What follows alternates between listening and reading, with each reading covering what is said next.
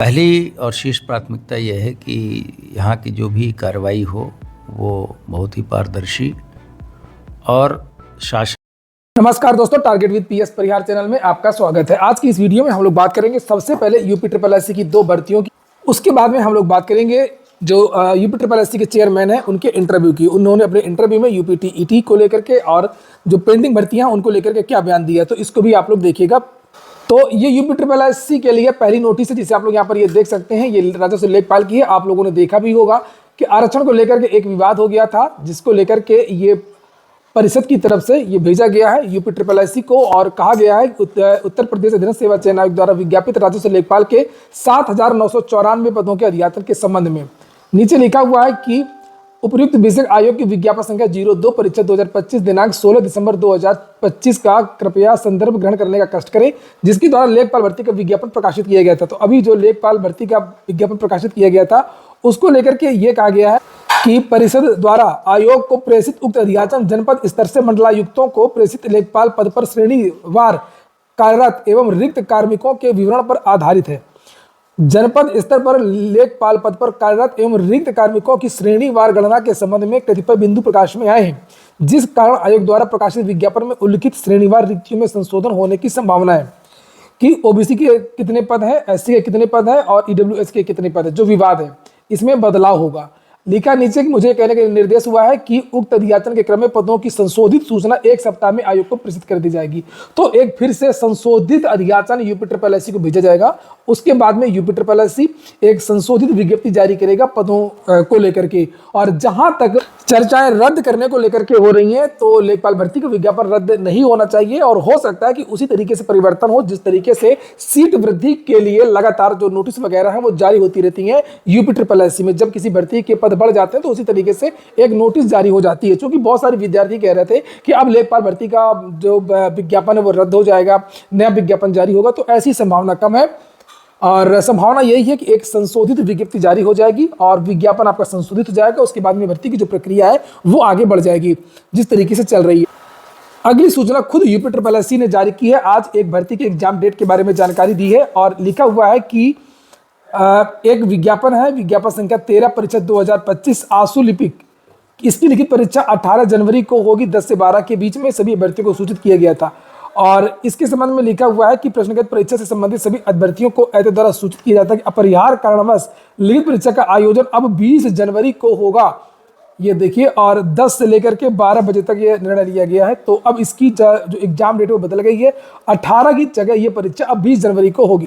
चलिए हम लोग अब बात कर लेते हैं यूपी ट्रिपल एससी के बाद में शिक्षा सेवा चयन आयोग की। शिक्षा सेवा चयन आयोग के जो नए चेयरमैन हैं उन्होंने दैनिक भास्कर को एक इंटरव्यू दिया है जिसमें उन्होंने टीजीटी, पीजीटी, यूपीटीईटी आदि को लेकर के विस्तृत जानकारी दी है। चूंकि अभी ज़्यादा कुछ चीज़ें हुई नहीं है तो इसलिए बहुत ज़्यादा चीज़ें वो नहीं बता पाए हैं। उन्होंने केवल प्राथमिकताएं बताई हैं, जैसा कि आप लोगों ने समाचार पत्र में भी सुना होगा। तो सुनिए आप लोग की क्या प्राथमिकताएं हैं। उत्तर प्रदेश के पूर्व डीईपी रहे प्रशांत कुमार अब उत्तर प्रदेश शिक्षा सेवा चयन आयोग के नए अध्यक्ष के रूप में कार्यभार ग्रहण कर चुके हैं। यहाँ पर उन्होंने दैनिक भास्कर से विशेष बातचीत की। पहली और शीर्ष प्राथमिकता यह है कि यहाँ की जो भी कार्रवाई हो वो बहुत ही पारदर्शी और शासन द्वारा जो निर्धारित नीतियाँ हैं उसके अनुरूप हों।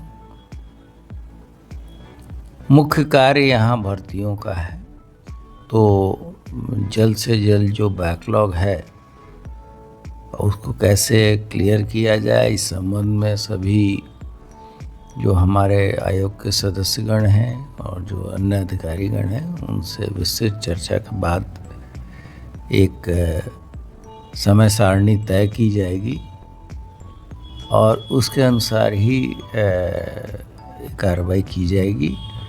और ये भी ध्यान दिया जाएगा कि जो बच्चे हैं काफ़ी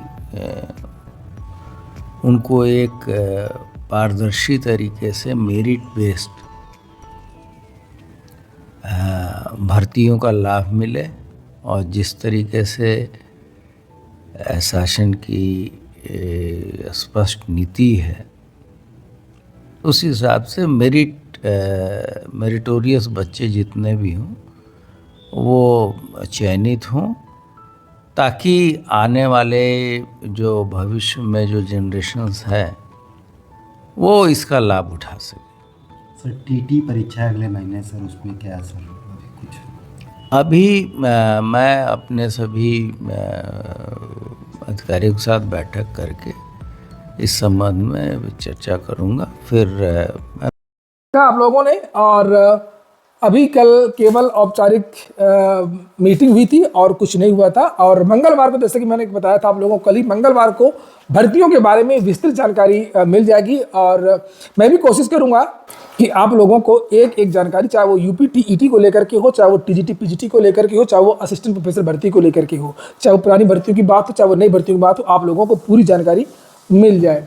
और बहरहाल इन्होंने तो बस यही बताया कि मेरिट के आधार पर हम भर्तियाँ करवाएंगे और पेंडिंग भर्तियों को जल्द से, जो बैकलॉग, उन्होंने कहा बैकलॉग का मतलब होता है जो भी पुरानी भर्तियां हैं वो उसको पहले कंप्लीट करवाएंगे और उसके बाद में यूपी टीटी पर जल्द निर्णय लेंगे। फिर नई भर्तियों का विज्ञापन जारी होगा। पोर्टल अभी आपका पूरी तरीके से कंप्लीट नहीं है, पोर्टल में अभी टेस्टिंग चल रही है। मैं कंप्लीट बता दूं कि अभी अधियाचन नहीं आया, और मैंने अपनी वीडियो में आप लोगों को जानकारी दी थी कि नई भर्ती यानी टीजीटी पीजीटी की जो नई भर्ती है वो या तो जनवरी के लास्ट में या तो फरवरी के महीने में आएगी। तो अभी इसमें देरी लगना है, नई भर्ती में नो डाउट देरी लगना ही लगना है, क्योंकि अब जो चेयरमैन आ गए हैं इनकी वजह से अब और चीज़ें क्लियर हो गई हैं कि नए विज्ञापन में थोड़ा सा देरी लगेगी। प्राथमिकता इनकी केवल यूपी टीईटी को लेकर के है और टीजीटी पीजीटी 22 और असिस्टेंट प्रोफेसर भर्ती को लेकर के है। असिस्टेंट प्रोफेसर भर्ती में निर्णय लेना है इनको कि करना क्या है। जो भी चीज़ें होंगी जल्द होंगी और बड़ी जिम्मेदारी के साथ में मुख्यमंत्री जी ने इनको भेजा है और निश्चित रूप से ऐसा लगता है कि ये जिम्मेदारी से काम करेंगे और अपनी भर्तियों की जो प्रक्रिया है वो आगे तेजी से बढ़ेंगी। ये हो गया आज का वीडियो को अच्छा लगा हो, फिर काम का हो तो लाइक बस कर दें।